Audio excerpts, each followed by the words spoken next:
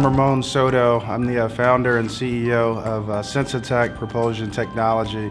My name is Azriana Soto, and I work for Sensatek.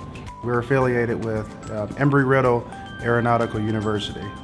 We provide real-time measurements to testing and validation managers of power generation equipment manufacturers like Siemens, and that invests $25 million in an engine test to prevent a $250 million insurance nightmare. And so we developed a wireless solution that replaces 30% of the cabled sensors that they're currently using. Right now we are developing our working prototype, and that's going really well. We have partnered with Siemens, and they've actually just given us the green light to test on one of their big engine rigs, which is a huge win for our company.